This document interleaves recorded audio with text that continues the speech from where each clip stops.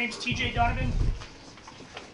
I'm the Vermont Attorney General. I want to thank Rabbi Micah from the Beth El congregation for hosting us today. Rabbi, thank you for your generosity and hospitality. As you can see, many people are in the room. I will do my best to acknowledge everybody. Rick Goth here from the Criminal Justice Training Council is here. Thank you, Rick.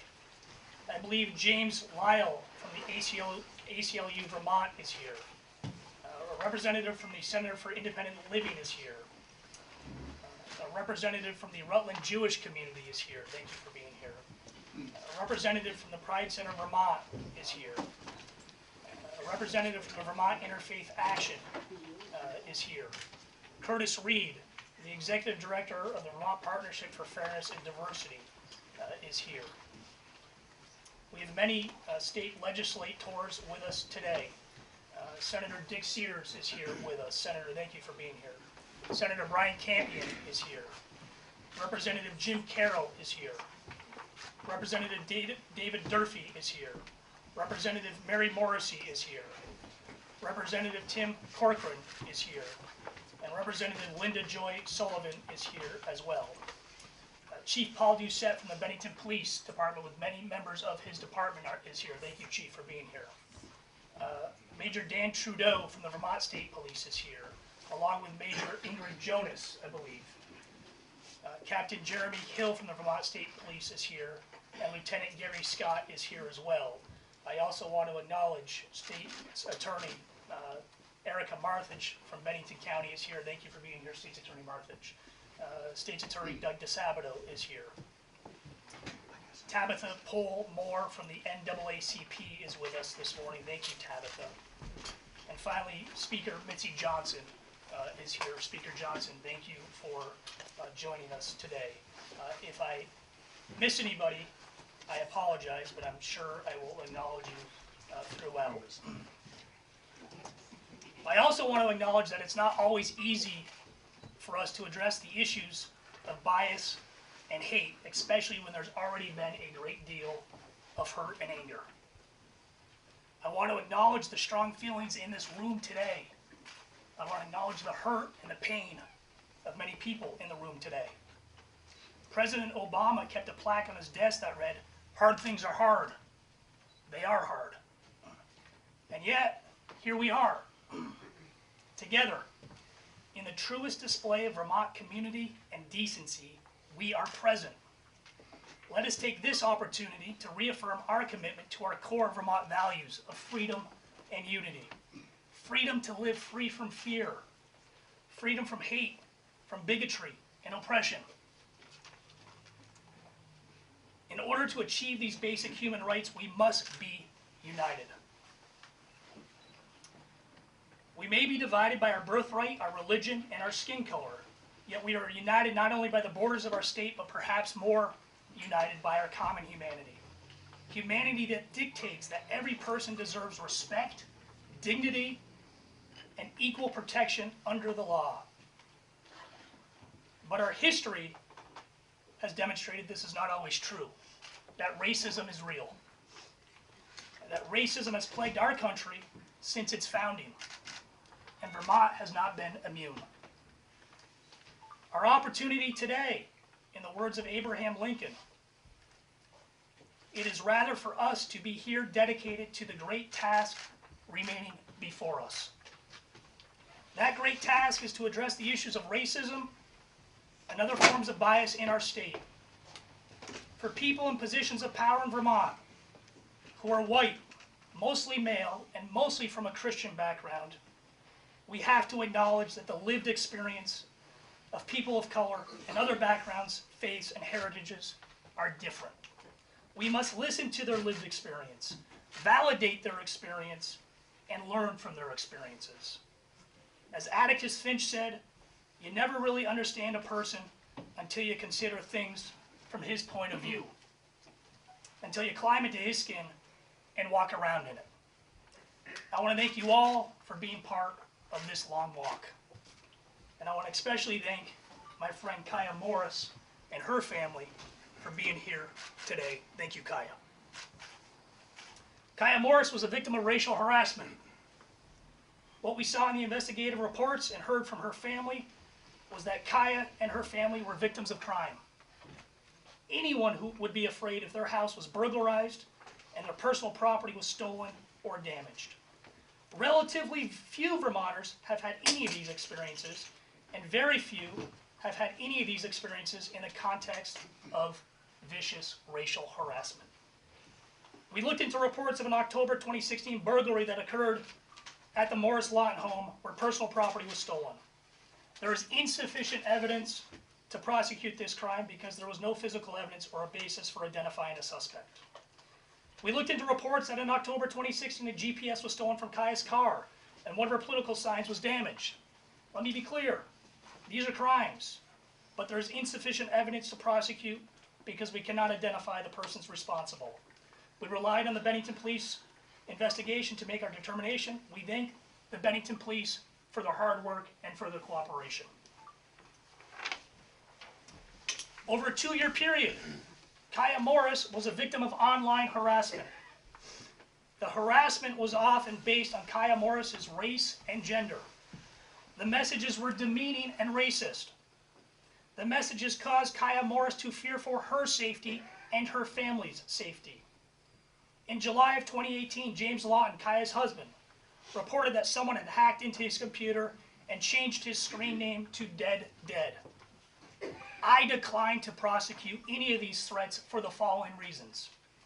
First, in regards to the Dead Dead screen name, subsequent investigation by the Vermont State Police revealed that Mr. Lawton's laptop was purchased, quote, used from another person. The prior owner's 10-year-old child's screen name for playing online video games was, quote, Dead Dead.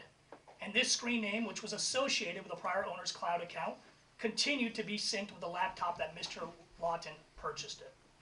I want to thank the Vermont State Police for conducting the forensic examination and the witness interviews, which established that this was not a threat or a case of computer hacking.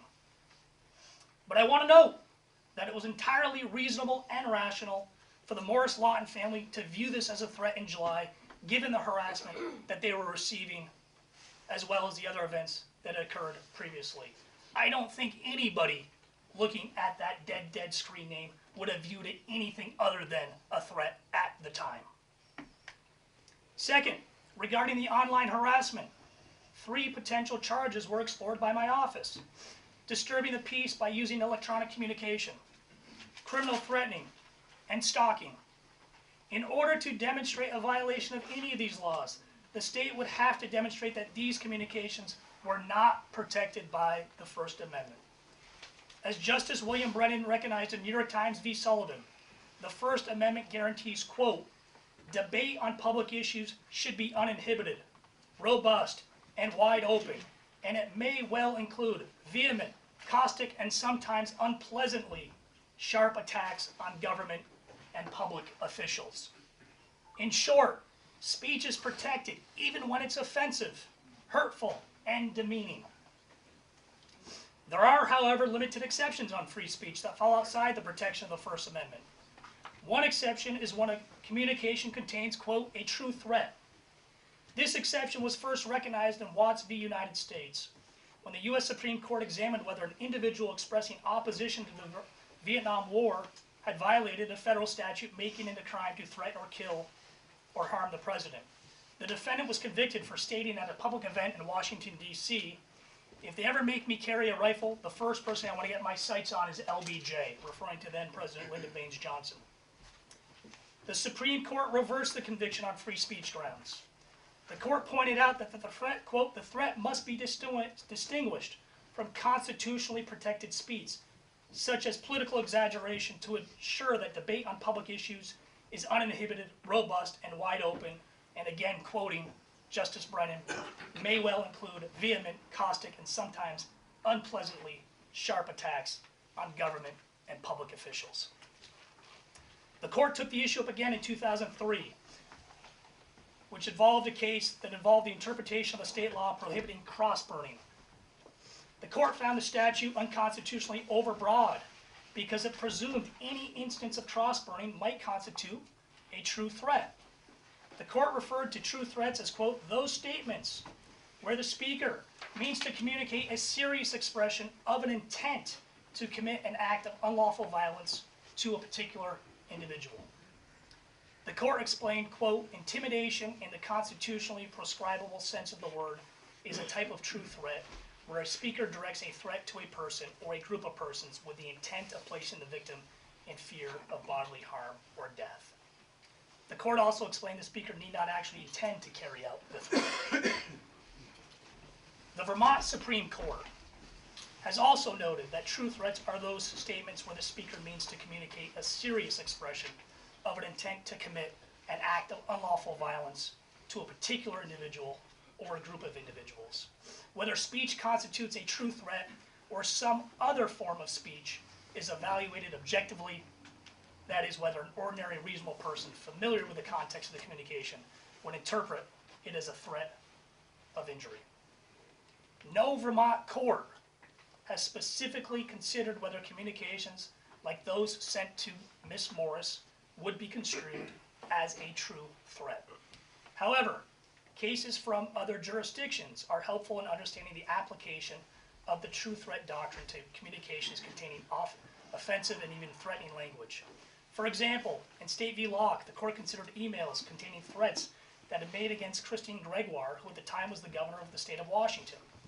In one email to the governor, the defendant identified the city in which he resided as, quote, Gregoire must die, and said he wanted her to witness a family member being subject to sexual violence. In another email sent a few minutes later, the defendant said, you should be burned at the stake like any heretic. The court concluded that these emails did not contain true threats. Regarding the first email, the court explained that although crude and upsetting, this is more in the nature of political speech predicting threatening consequences from the state's policies. Regarding the second email, the court noted that the passive and impersonal phrasing of this sort of statement would best reach only the margins of a true threat. Viewed in isolation, we cannot deem it unprotected speech. The court tells us that where speech involves public officials or matters of public concern, the First Amendment tolerates a great deal of speech that is hateful and offensive.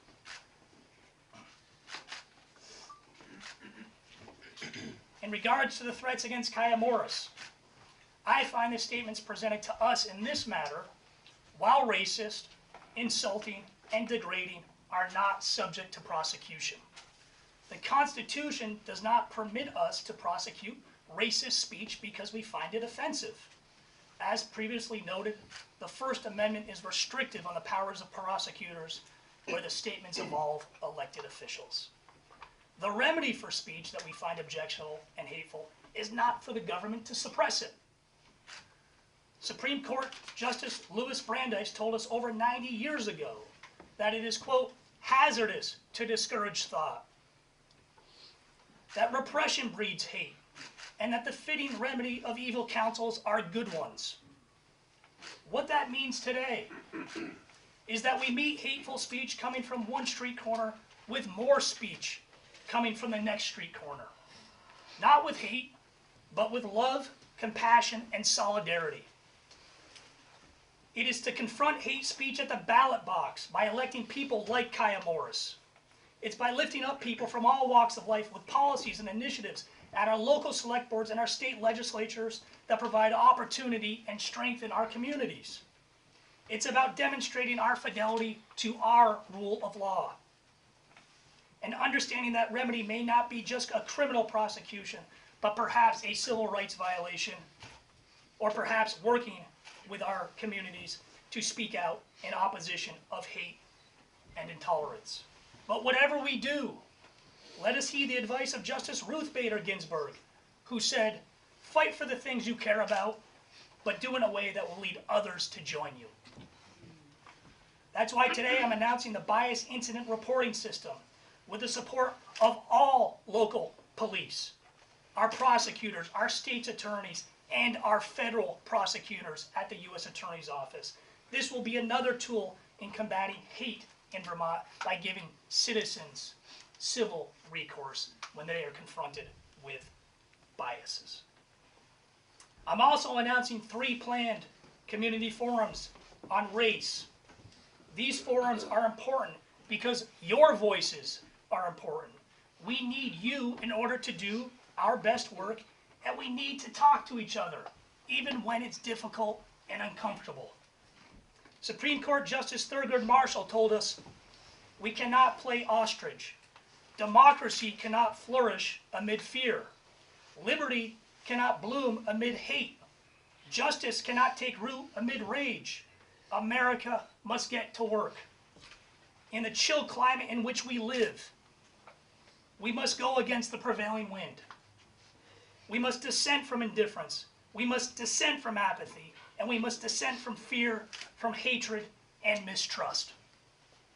I know Kaya Morris is not the first person, nor will she be the last person to experience racism. Perhaps because of her status as an elected official, her experience received the most attention. I thank Kaya for her strength, her wisdom, and her integrity during this difficult time.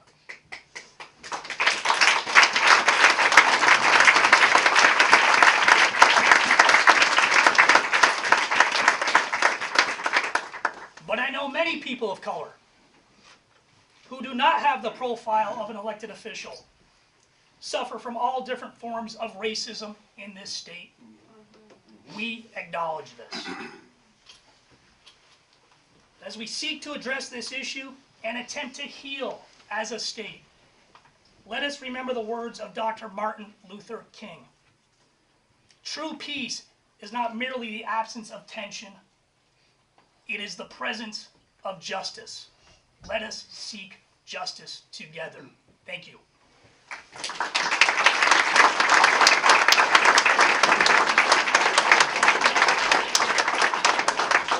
Let me introduce Assistant Attorney General Molly Gray, who will briefly go over the bias incident reporting system. Molly. Good morning. Before going over the bias incident reporting system, I do want to take a moment to thank everyone who is here today, law enforcement, prosecutors, the advocacy community who have all participated in our thinking and in the design. We've all come together over the last several months to design a system that we hope will address and prevent bias incidences here in Vermont. I think it's first important to help us all understand what is a bias incident. Whether rising to the level of a hate crime or not, bias incidents includes acts intended to threaten, offend, or intimidate an individual because of their perceived or actual race, color, religion, age, disability, national origin, ancestry, sexual orientation, gender identity, or even their service in the armed forces. Bias incidents are a major concern for our state. They not only attack an individual's identity, but they also run against Vermont's long-standing tradition of promoting respect for and observance of human rights and fundamental freedoms. Most importantly, as TJ Donovan mentioned, the freedom of all Vermonters to live without fear, freedom from fear. The bias incident reporting system enables enhanced and increased coordination amongst law enforcement officials, prosecutors, and the state's attorneys, in addition to our office, the Civil Rights Unit, to provide access to civil remedy. A bias incident coordinator has been designated in the Department of State's Attorneys and Sheriff's Office and is here today. This coordinator will work to receive reports of bias incidents that have been initially received by prosecutors by law enforcement. That coordinator will work closely with the Civil Rights Unit to look for civil remedies, to investigate potential civil remedies and enforcement. This is the role of the Civil Rights Unit here in Vermont, and this unit also works closely with the Vermont Human Rights Commission and the U.S. Attorney's Office, the Civil Division there. To be clear, this system is not meant to replace or to alter the role of law enforcement and prosecutors in the state. They will continue to prosecute where crimes have occurred. Rather, it's meant to give victims another opportunity to seek recourse. It's also meant to support law enforcement and having another place to send people to receive a civil remedy. So how will this be implemented? We're pleased to announce that state's attorneys across the state have already received a memorandum and a protocol that they're working to implement within their offices and with their deputies. The law enforcement community has committed to providing training on bias incidents and to including the system in their training materials moving forward. I think it's important to note that this is only a first step, that there will need to be revision. We will need feedback. We'll need feedback from affected communities and individuals to make sure it's working and to make sure information is being shared. And we do have a lot of work to do. Again, this is just the beginning. To that end, as Attorney General Donovan mentioned, we will announce a series of community forums to be held around the state in the coming months. The first one will be here in Bennington in February. We do hope that many of you will attend. Certainly a number of the leaders here in this room are planning to attend, and we believe it will be a good, positive first step. And with that, I'm happy to take any questions after remaining remarks. Thank you. Thank you, Molly. Thank you, Molly. Next, let me ask Kaya Morris to say a few words.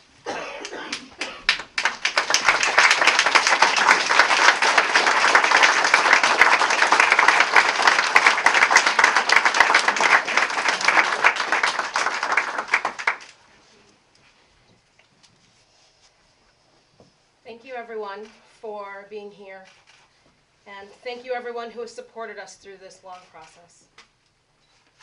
As you know, I wrote an editorial to try and capture our thanks and our gratitude, our love, and our hope for our community and our state, but words will never suffice the enormity of our hearts. In June 1964, the members of the Mount Zion United Methodist Church in Philadelphia, Mississippi, made the crucial decision that they would become a site of a freedom school. Freedom schools were central hubs of learning designed to activate local youth in the resistance movement for racial and civil rights through the exceptional education and training in protest strategies. Freedom schools were an integral part of the Freedom Summer activities that promoted mass voter registration and the Freedom Riders' nonviolent protests that we are all familiar with. Reports of widespread violence to the resistance in the United States were prevalent in those days.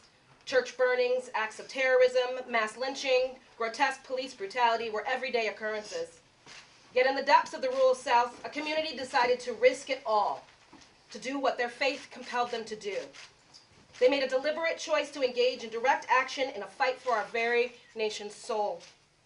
This small church at the end of a dirt road, attended by African Americans who were prepared to stand up and be counted. In essence, they committed their house of God into a place that would do God's work towards the liberation of all people, knowing fully that their resistance would bring violence in mockery of the light of their faith. My great-grandfather, J.R. Bud Cole, was a deacon at Mount Zion United Methodist Church. The violence came as expected. A massive convoy of Klansmen looking for white traitors who might be aiding the all-black church to come from a house of worship. They came around those as they filtered outside at the end of a standard church business meeting. The mob forced them out of their cars and beat my great-grandfather nearly to death while his wife Beatrice watched in horror. The men also beat a grandmother and her young grandson as they tried to escape. My great-grandmother dropped to her knees and shouted out fervent prayers to the heavens for the violence to cease. She prayed as it was all that she knew to do. She said, "Father, I stretch my hands to thee. No other help I know. If thou shalt withdraw from thyself from me, where else can I go?" Stunned, the men stopped the beating, but then proceeded to burn the church to the ground. In our family, we say that it was my great-grandmother's prayers that made those men cease the violent attempted murder of her husband and the others there. Some days later, my great-grandfather would receive only rudimentary first aid by a local doctor, and as a result became permanently disabled from the injuries with a near total loss of the use of his leg for the rest of his life. Just a few days later, civil rights workers, Michael Schwerner, James Chaney, and Andy Goodman, were called to Philadelphia to bear witness and to support the investigation into the act of terrorism. My great-grandparents would host them in their home, feed their bodies and their spirits, and share stories of what happened. Shortly after, the Mississippi Klan would gather that night, arrest and detain them. A mob of well-dressed white men who were local leaders, business owners, law enforcement officers, and farmers would remove them from their jail and proceed to murder them execution style. The story of the murders was fictionalized in the movie Mississippi Burning. This is generational trauma, one which remains ever present for those of us whose very survival is linked to these human atrocities. We do not forget the architects of these acts. We do not forget the names of the organizations who espouse beliefs and put into actions campaigns of terror. We do not forget the symbols. We do not forget the words that were used as weapons. The memory is long and it is necessary.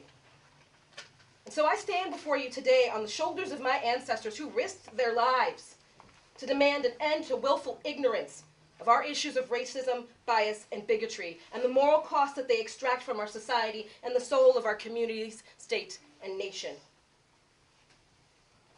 All of the accounts of what happened to me and my family over the years are enormous in scale and historically rooted in a legacy of white supremacy, misogyny, and inequity. I will say that again. All of the accounts of what happened to me and my family over the years are enormous in scale and historically rooted in a legacy of white supremacy, misogyny, and inequity. We did everything that we were told to do, reported as we should, held nothing back, and trusted in a system that in the end was insufficient and inept at addressing and repairing the harm done. In the end, we were told there was nothing to be done. Essentially, our current legal system told us that what was happening was acceptable, that for some members of our society, we endorse this behavior, these dialogues, this acerbic vitriol, the defamation, the blatant lies, the intimidation, the silencing, and the lethality upon our lives. Our judicial system quite literally told marginalized peoples that engaging on any level with those who harm us disqualifies us from its protections, that we are complicit in our own abuse, that I was deserving of no protection, support, or empathy from my very humanity. Yes. Yes. Absolutely. For 2 years, we lived in my husband's childhood home, feeling unsafe, never sleeping peacefully because we had to be vigilant. Learning over time that conversations at the local gas station, at private clubs, downtown businesses, and places we once felt welcome spoke my name in hateful tones, spread repugnant rumors, and stoked the flames of those who wished me and my family harm on a daily basis. These larger acts are but manifestation of the complexities of how racism, bias, and discrimination show up in our lives every day. Those of us impacted engage in a minimization of those impacts, just to live because we don't want to be in that headspace every day. It's death by 1,000 paper cuts, and no one wants to live that way. So you dismiss much of it, you rationalize it away, and you look for the escape route away from the ugly truth about it all. We did that. When I reflect on the day that that image came up on my husband's computer, we didn't have much of a reaction at first. It was a numbness and a confusion. I'm blessed that as a legislator, I had access to attorneys who had been advising me about the increased harassment at hand. It was their suggestion that we take it seriously, that my life is worth it, and that action should be taken. They appropriately advocated for my family's safety and were willing to recognize that for all appearances we were in danger. My friends and neighbors do not have that same support. It unfortunately needs to be said that I am not the cause of racism in this state. Our local, regional, state economic challenges cannot be laid at my feet. It is not on me to make everyone whole again. Nor is it my burden to help us all heal from this moment. That is your work today. Since this journey began, so many from throughout the state have been willing to dive in to work to address these issues. Workshops, dialogues, reading groups, planning teams, task force groups, and more are developing all over the state to tackle this moment.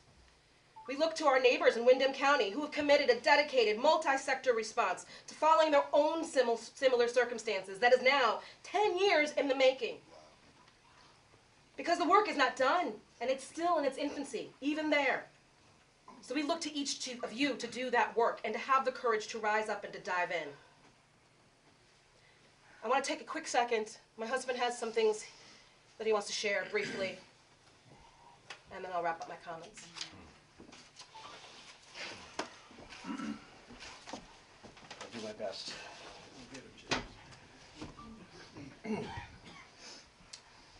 Why are you still in my country, Shiboon? Please leave. The only place you're going to be safe is Africa.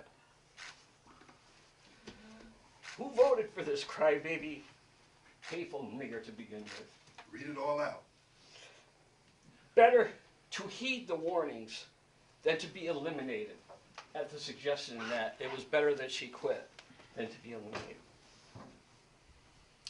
The real question is, how did this negress get elected in the first place?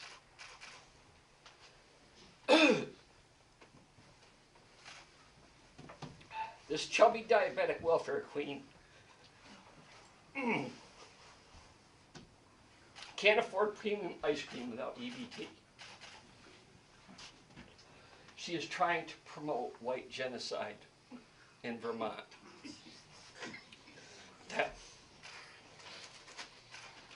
That black racist bitch. Don't tread on us. When the time comes for negotiations over, whites will be ready for the war. Thanks for resigning. Now please move out of my state.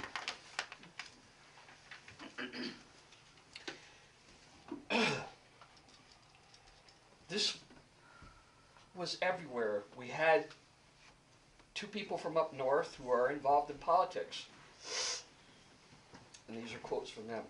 Kaya came from Chicago to spread racism here in Vermont. She is a big promoter of Black Lives Matter movement that is getting BLM flags hung in all of our schools. Then another said, yes, she is promoting a group that calls for the killing of whites and police, and she should be stopped.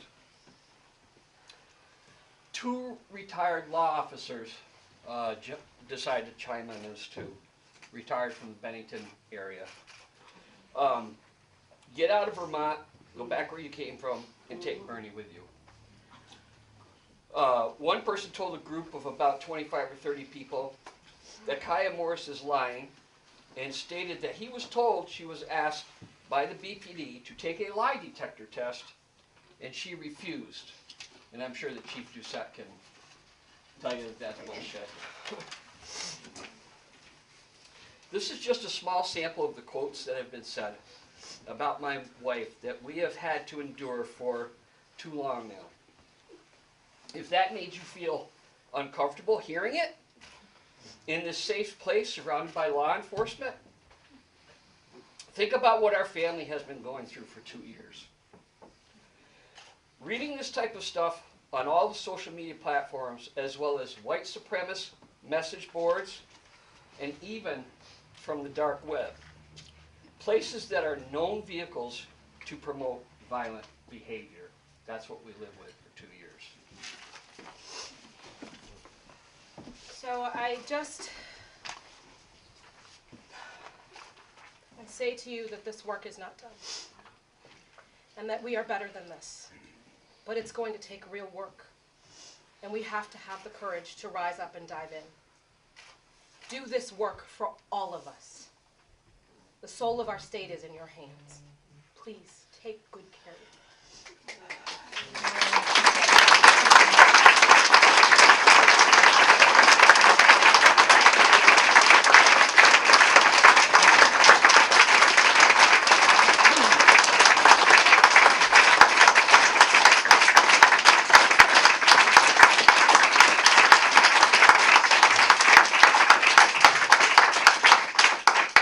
Thank you, Kaya. Thank you, James.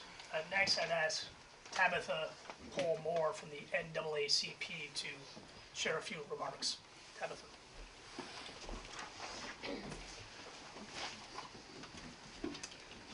As Attorney General Donovan mentioned, my name is Tabitha Pullmore. I'm the Vermont Director of the NAACP and the President of the Rutland Area Branch. As many of you know, I, along with Stefan Gillum, President of Windham County Branch, have worked alongside Representative Morris and her family through this nightmare. I would like to thank Attorney General Donovan and the Vermont State Police for their discreet, professional, thorough, and prompt investigation into this matter.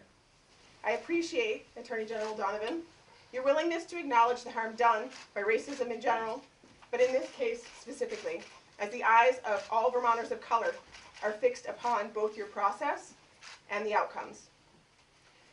For so long, so many of us have experienced such ugliness without acknowledgement on any level, let alone public. Believe me when I say to you that I share your frustration with what is clearly an inadequate system to address racism, and I commend your effort to develop a task force with the purpose of investigating and providing assistance to victims of hate-based behavior, regardless of whether the incident rises to the current definition of a crime. This is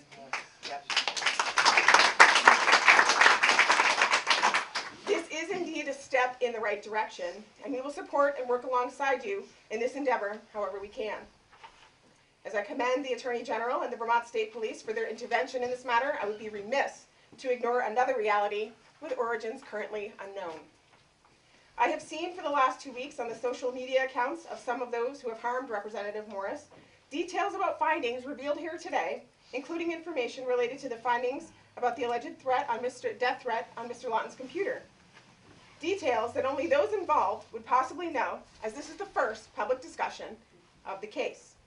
Now, I am not a detective, and my prediction would be that an investigation into this matter would lead to a finding that the behavior of whomever disclosed this information is in bad taste, but nonetheless is not worthy of further accountability, even though yesterday Vermont Digger published an article containing information that could only have been leaked by someone in our judicial or law enforcement community.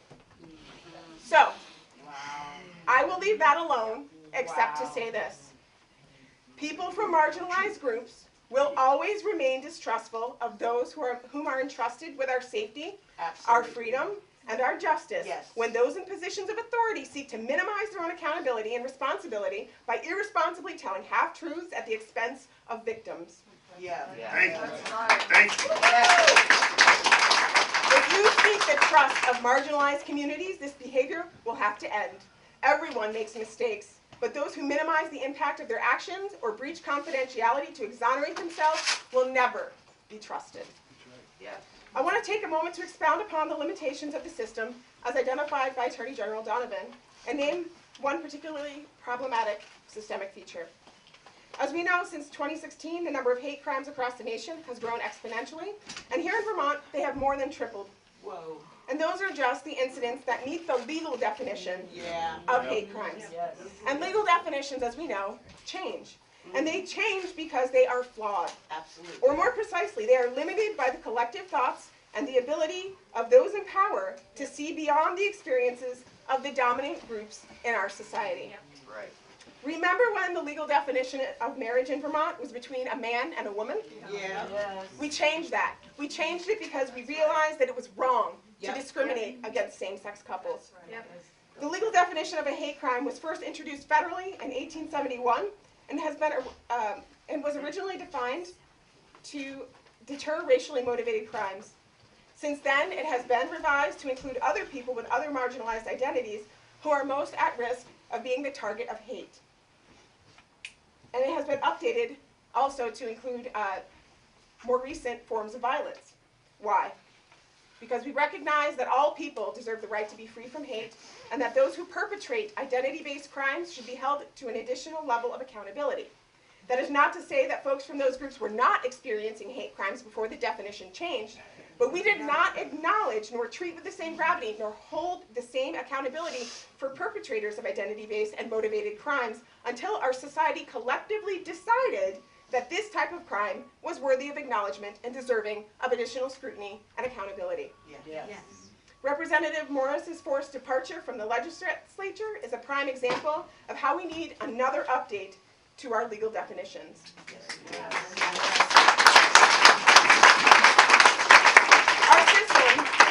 Our our system can fully acknowledge that she faced horrific racism, but we cannot legally hold the people responsible for perpetrating these acts accountable?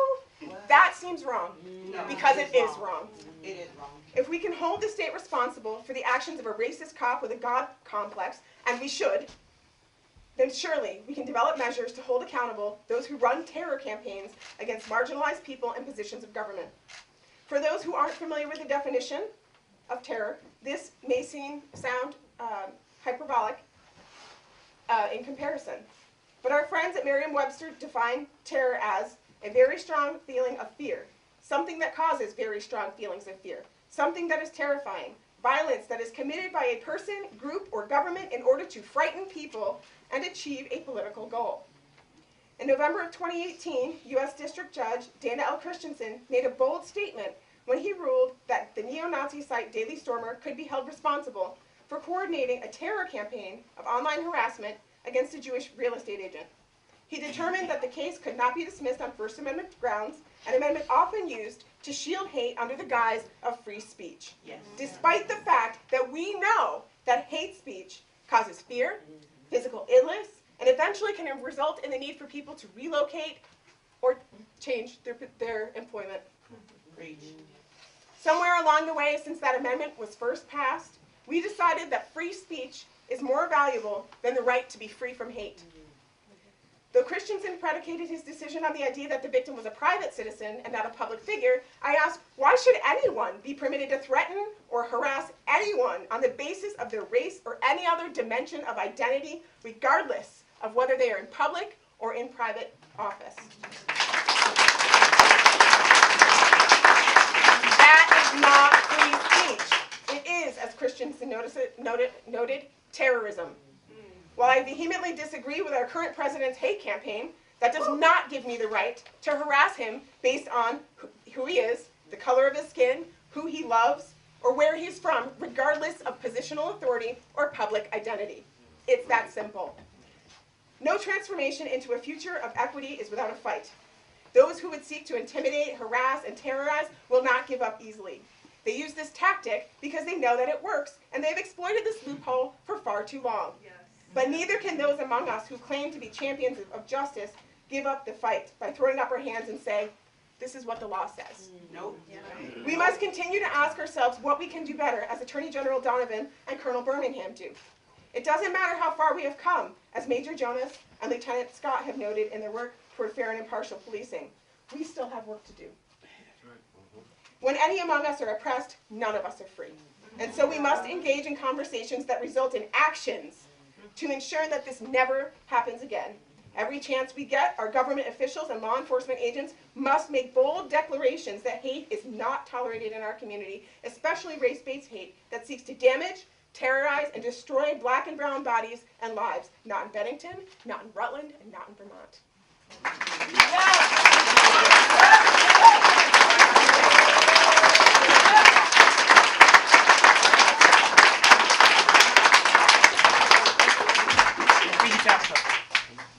Next, I'd ask Speaker Mitzi Johnson to say a few words.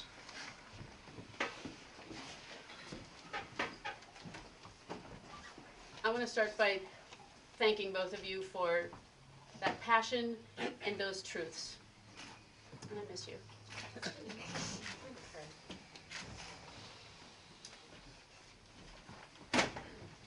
In the face of all of this, I am actually very deeply heartened to see all of you here today. This is powerful.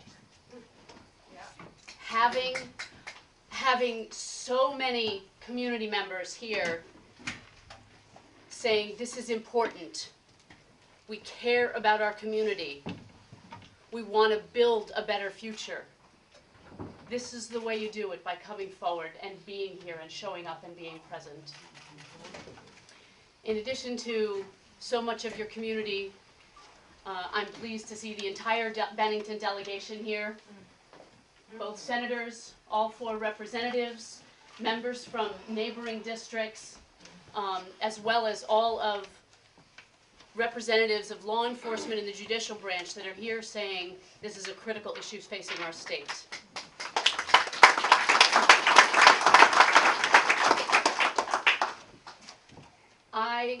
I sat for a long time with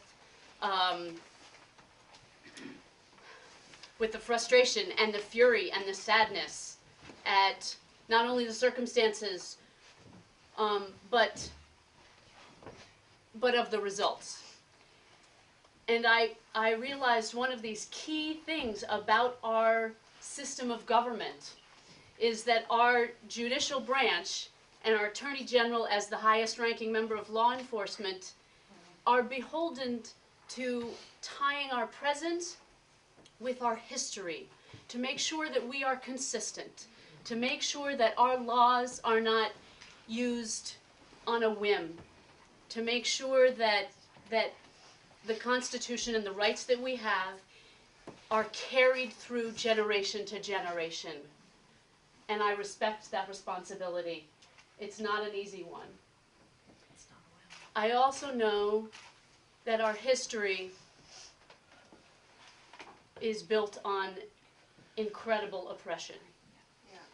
And so some of the case law that resulted in the outcomes of this report are case law that was formed when it was just barely legal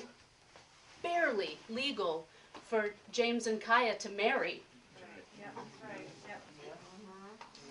It is the job of law enforcement and our judicial branch to keep the continuity of rights and privileges and making sure that we remain on a steady course.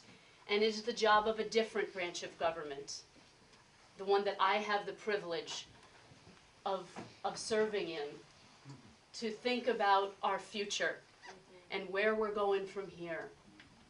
And it's an incredibly difficult responsibility, and it's one I take very seriously.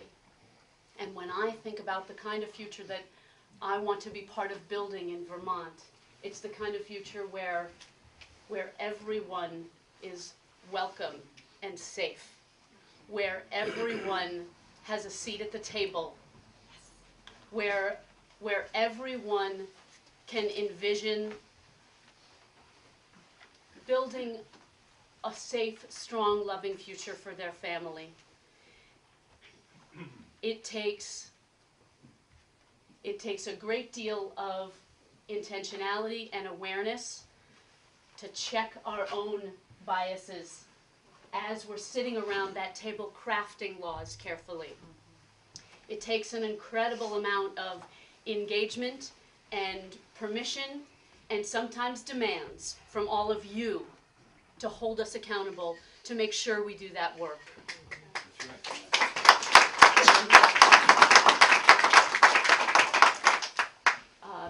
Both the House and the Senate will be undergoing implicit bias training. Good. We've had conversations with chairs in the House to make sure that they are chairs and vice chairs across all parties, to make sure that they are creating an environment in their committee room where people can come and speak their own personal truth. We're taking up legislation early on involving racial equity in our education system, in taking a look back at how implicit bias policing has unfolded, and to really look at how we make sure to protect our critical rights of free speech without continuing the institutionalized oppression that this country has upheld for generations.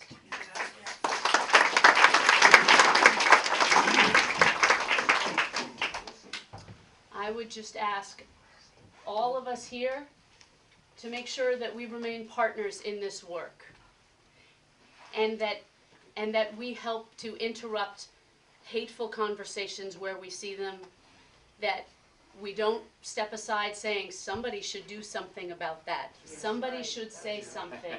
Right. That we help people in their journey of learning. When somebody says, that's really harsh, I can't listen to that right now, I can't deal with that right now, point out that even the ability to say, that's too much for me right now, is a hallmark of privilege. Yes. Because many people in this room don't have the option of stepping aside saying, I don't want to deal with that right now. We have a place in our history where the national discourse has, I don't believe, has increased the hate. It has peeled back the veil. Yes. And it's up to all of us, while that underbelly is exposed, to chip away at it, to help expose it, to help our society grow past it, and that's going to take all of us together. So thank you all for being here today.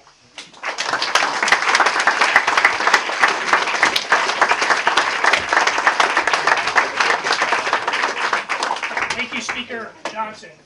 Next, I'd ask the senior senator from Bennington County, Dick Sears, to offer a few remarks. Senator Sears. Thank you, Attorney General Donovan. Thank you very much for the report. I'm here today representing the Vermont Senate and the Bennington delegation.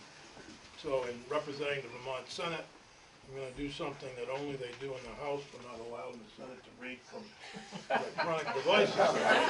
Handy sometimes, isn't it, It certainly is. These are remarks from Senator Ash, the President Pro Tem.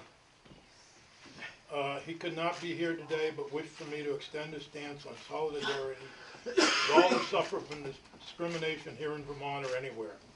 He also wanted me to say that while we were right to require that all law enforcement officers be trained in implicit bias, we now must be insistent that it actually happen. And finally, he wanted me to note that several senators are working with members of the New American community and law enforcement to make sure that the entrance exams to become a police officer are tailored in a way that don't systematically exclude new Americans. Our police forces should look like our communities. Yes. So that was from Senator Ash. And I wanted to also read some remarks that got lost during the inauguration of the governor last Wednesday. Or Thursday. These are the remarks from Lieutenant Governor Zuckerman. I didn't see them reported anywhere, so I thought I would read them because they accurately reflect the view of the Senate in moving forward this year on these issues. Lieutenant Governor Zuckerman said, we need all members of our state treated fairly and with equal justice in education, employment, religion, housing, and criminal justice, regardless of where they're from, who they love, or the color of their skin. We can thoughtfully examine and carefully amend our Constitution to reflect the 21st century by guaranteeing equal protections under the law for everyone, including women, people of color, and LGBTQ sisters and brothers, and by removing all mention of slavery from its doctrine. Yeah.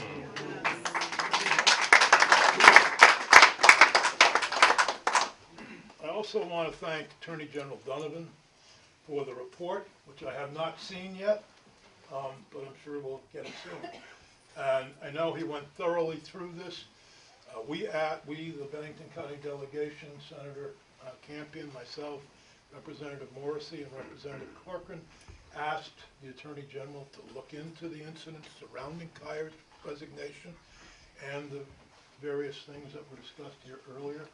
I'm really appreciative of the thorough job done by the Attorney General's office, and I'm not surprised that it was a thorough job, and I thank you for that. I also want to say that I totally agree with the remarks of the Attorney General regarding not knowing until you've walked in somebody's skin or somebody's shoes. They're very apt, and I can't understand, begin to know what Kaya went through. But what I can tell you is that Bennington is also a welcoming community. We have members of this community who are racist, no question about it. That's unfortunate because it misses the point. In 2000, the year 2000, when I was chair of the Senate Judiciary Committee, Bennington was recognized as the turning point in the civil unions debate in Vermont. Many of you don't remember that. Some of you do who have got the gray hair that I have. I remind you that Bennington County elected an openly gay man as its state senator. I remind you that the town of Bennington elected a woman of color as its representative.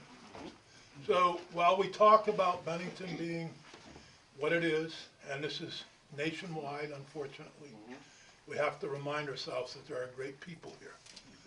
I also made several remarks to the press that unfortunately never got reported. Or maybe fortunately. But one of the things that struck me last Thursday when I was sitting in the joint session and looking out over the House of Representatives was a few of our representatives who were no longer there from Bennington County. Representative Botzau comes to mind, and Representative Morris. And what people, I understand all the publicity here has been about the issues that led to her resignation. But Representative Morris was also a very effective state representative.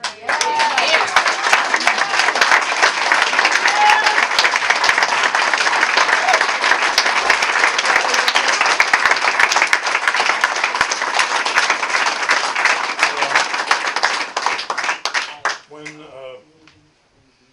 we were dealing with the PFOA bill, S-197, which unfortunately the governor chose to veto, it was Representative Morris who carried it through the House and got it through the House of Representatives. Yes. Yep. I think many people have left it. And so with that, I'll close my remarks, but I thank you all for being here. I thank you for your service, and we miss you. Thank you, Senator.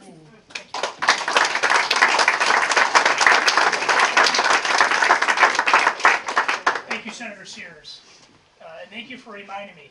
We do have a report that's available with our full findings, full factual recitation, and our legal analysis. Natalie Silver from my office will hand that out to members of the press or the community, and that is available today. I also want to acknowledge the hard work of folks in my office who worked on this nonstop for the last couple of months. But first, I want to acknowledge Julio Thompson, who's the director of my Civil Rights Unit. Julio, thank you. I want to acknowledge, you met earlier, Assistant Attorney General Molly Gray, my Chief Deputy, Josh Diamond, Head of my Criminal Division, Graham Cronenfeld, and Assistant Attorney General of the Criminal Division, Alton Doyle, my Chief of Staff, Charity Clark, who's here, and as Dave Scher, who heads up my community prosecution division, as well as Natalie Silver. We're proud to do this work. We're proud to be here today with all of you, and we look forward to working with all of you, including Kaya, whatever capacity that may be. So with that, again, let me thank Rabbi Micah for his generosity and hospitality for allowing us to come today to the Bethel congregation. And with that, I'd ask Rabbi Micah to conclude the press conference with some words of wisdom. It will be available for questions after, but Rabbi Micah, if you will, thank you. Thank you. Good afternoon at this point to you all. Thank you for being here, and I'm really honored both that we could have this gathering here in our community, in this humble place here in Bennington. This past, and I'd like to put it just a moment's context of where we are in our community, in our Jewish cycle of practice. We read a different portion of the Torah, of the 5 books of Moses each week. And this past week we came to the portion where the Israelites are leaving Egypt. They're on their way out in the Exodus moment. And what we do is we stand together at a moment of great fraught with a lot of tension and unknowing what's going to be. And we say together, it's time for us to move and create something new together.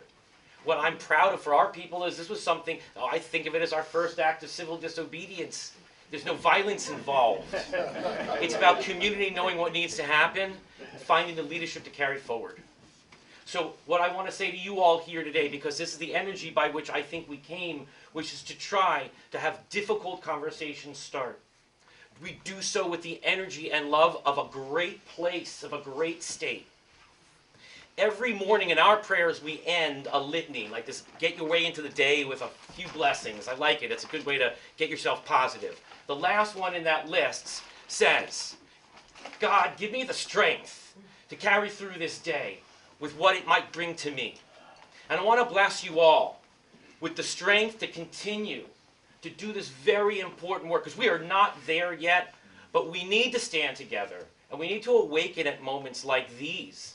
Times in our country that are very fraught, where we feel ourselves being pulled apart. I want to challenge us as community members at large, elected, residents, citizens, concerned people, that we don't get pulled apart, that we meet each other in the eye. We have these very hard conversations lovingly, and knowing each of us is created in the image with a spark of God's love. Thank you all for being here.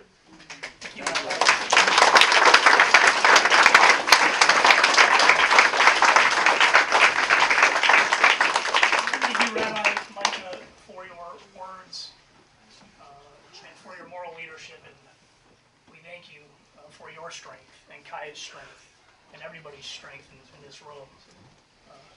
With that, let me open it up for questions. I know we have many members of the press, and we're happy to answer the questions as best we can.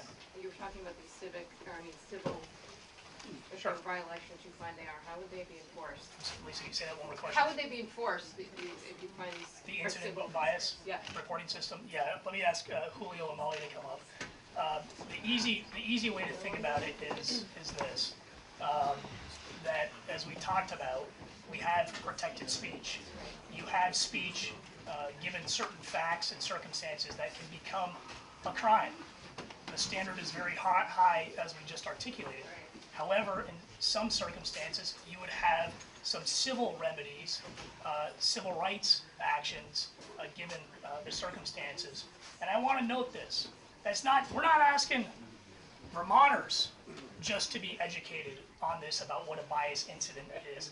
This is about law enforcement becoming educated on this. And I'm going to tell a quick anecdote to illustrate the point. There was a case that I'm sure many of you are aware of. It was the Shank case up in Burlington, where an individual had handed out KKK flyers to two women of color in the community. Only two people in the entirety of the south end of Burlington received these flyers of two women of color. I was the state's attorney at the time, and we eventually prosecuted that case. I would note the Supreme Court has overturned that conviction. But the fact of the matter is, when they called the police, the Burlington Police Department that night, dispatch said it wasn't a crime. And it ended there. And the only reason they were able to seek legal recourse is because I knew a friend of theirs and they were able to call the state's attorney. And let me acknowledge, not everybody has that social capital. Not everybody has that network. So this is time that we level the playing field by letting law enforcement, from the dispatcher to the cop to the prosecutor to the judge, understand what's at stake.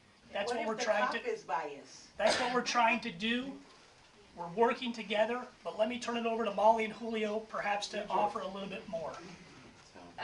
Just to speak to the coordination again, I think this isn't about putting prosecutors in a different position or putting law enforcement in a different position. They will still prosecute when they can. It's about ensuring that information about these bias incidents make it to the Civil Rights Unit, and Julio is the director of the unit, so that civil enforcement could be explored. Julio. The question about civil enforcement, Vermont has fair employment practice laws that make racial harassment and employment a civil violation that can be enforced by our office or by the individual themselves, and also Vermont has long had laws that guarantee people equal access to public accommodations. That's restaurants, movie theaters, public places of gathering free of discrimination. So if someone is harassing someone and denying someone access to those public accommodations, even if it doesn't rise to the level of a crime, it can nonetheless be a violation of those laws, and the Human Rights Commission enforces the public accommodation laws. Vermonters and also have the right to be free from discrimination in their housing. So if they are living in an apartment complex or housing units that are joined together, if they are being harassed by their neighbors, they have the ability to go to the Human Rights Commission.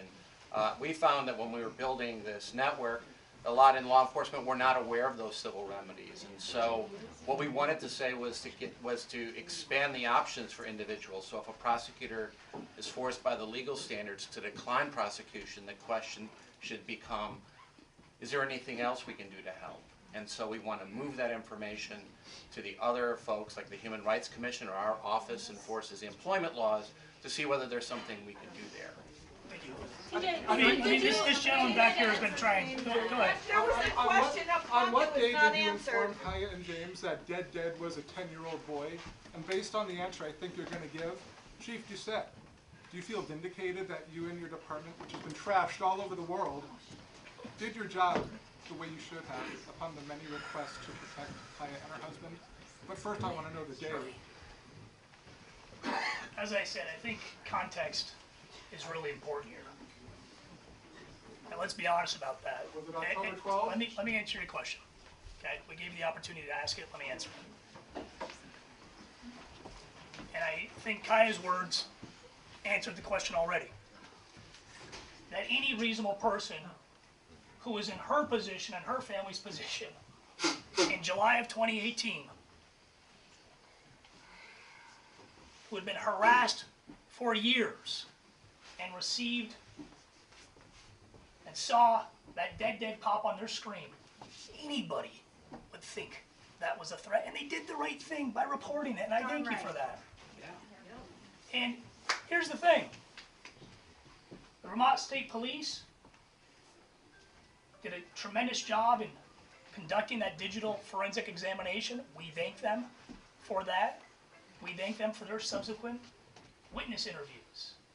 And we informed, I believe, Mr. Lawton and Ms. Morris, perhaps in October. And I want to be clear. I was very clear with Kaya that I asked her not to comment on anything, and she and James Lawton did nothing wrong, period. Yep. And let me point out one other thing. This is not about vindication. This is not about pointing fingers. This is about coming together.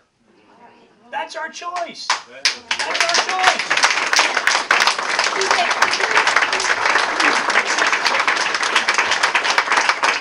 You asked the question of Chief Doucette, so let me give Chief Doucette the podium. So I'll answer your question. It's not about vindication. Today it's about bringing everybody together and understanding that the Bennington Police Department acted within the current laws and the current system that we had. Kaya and I at one point were friendly. And I'm not saying she's not my friend now. We have a difference of opinion over the investigation. Again, we acted within the law. My people acted professionally, they acted with integrity, and the bottom line is we acted, sent our cases down to the Bennington County State's Attorney's Office. Erica Marthage reviewed them for the ones that we thought potentially could have some prosecution or not, just to be safe and make sure that we were doing the right thing. Complaints that have been filed by James and, I see James, and Kaya, where we had developed probable cause, were sent to the State Attorney's Office for prosecution. James was a key witness in a case that the State's Attorney's Office is going to prosecute with thousands and thousands of dollars worth of damage to town property, and we're thankful to him for that. As far as the computers go, we don't have a computer team or computer forensic analysis.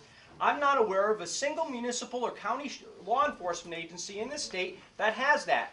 So we have to rely on the Vermont State Police throughout this. My agency has been completely cooperative with the Attorney General's office. We have provided every document. We've had conversation along the way, and that's a protocol that Mr. Donovan and I have agreed that needs to be worked on about how we take digital items that have digital capability, computers, iPads, iPhones, we get them to the Vermont State Police. There needs to be a protocol. There's no protocol in place. We have a protocol for drugs, we have a protocol for other types of evidence, but we don't have a protocol for computers and things of that nature, so we need to work on that. So this is a learning experience for all of us that are involved. This isn't about finger pointing, this isn't about Kaya did this or Chief Doucette did that. Again, we acted within the law, my people were professional. We've spent countless hours up at Kaya's house in the cemetery and watching for things. People don't realize Mr. Lawton grew up there. And he knows the issues that we used to face in that cemetery that we don't have anymore. So is it suspicious that people are in there? Yes. But do we find that people are up there doing photography for their college classes or their high school? There's a lot of different things going on. Again, please, no finger pointing. It's time to move forward in this and have everyone feel safe living in Bennington and in Vermont. It's time to move forward. Thank you, Chief. Thank you, Chief. Did you review the Bennington Police Department's response and decide that it was, as Chief said, professional? Yes, And we reviewed the Bennington Police's reports in regards to the crimes that we outlined, the reports of the crimes that we outlined earlier, which was the burglary, which was the larceny, which was the unlawful mischief, possible unlawful mischief, again, as to the trees in the cemetery. And their work product was consistent with the work product of other police agencies, probably short of the Vermont State Police, who has more resources than anybody in terms of law enforcement in this state. And so we relied on the report. They did their job. We thank them, as Chief said. We've had a lot of conversations, some tough ones during the course, but they were always cooperating. They always took our call. They always answered our questions. We thank them for their cooperation. Next question. I have a question for you, Strongman, and as well, Ms. Morris. Starting with you, TJ. What additional statutes do you need on the law in Vermont to address some of the inadequacies that have been articulated here today? That's number one. And for Kaya, for you, just your reaction to the report itself. Are you disappointed? Are you surprised? Or is it, you're not surprised because of the inadequacies that you yourself articulated? TJ?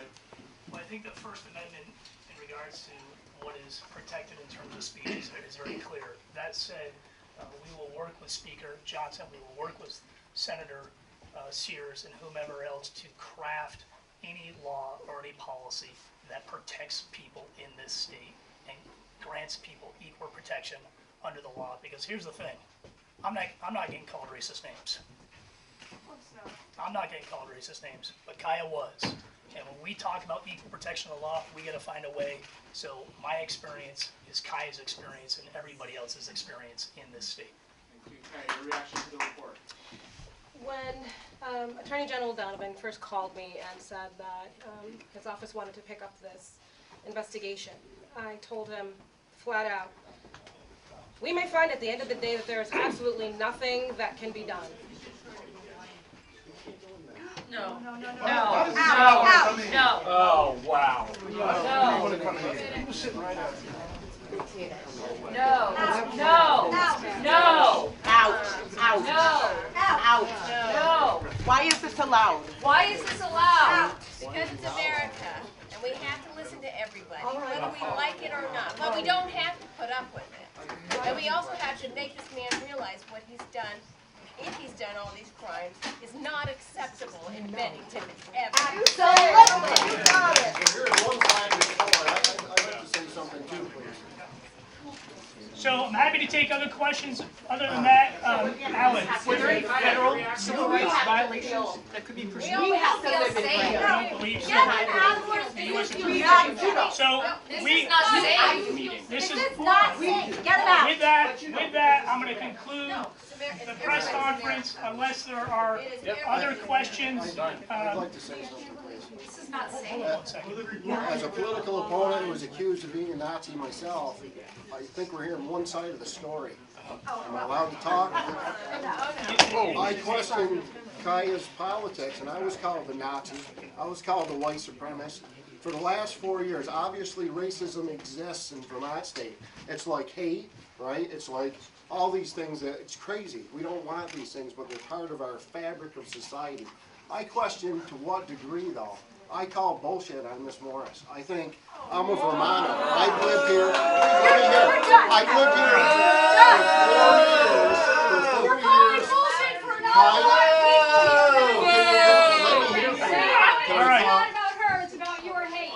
Well, exactly. Ladies and gentlemen, Is Nazi ladies and a gentlemen. racial slur? I'm called a Nazi. It's the first time I've ever been called a Shut Nazi. your hate up. I had no problem with her skin color. This It was is, the we are color going to conclude, the press conference.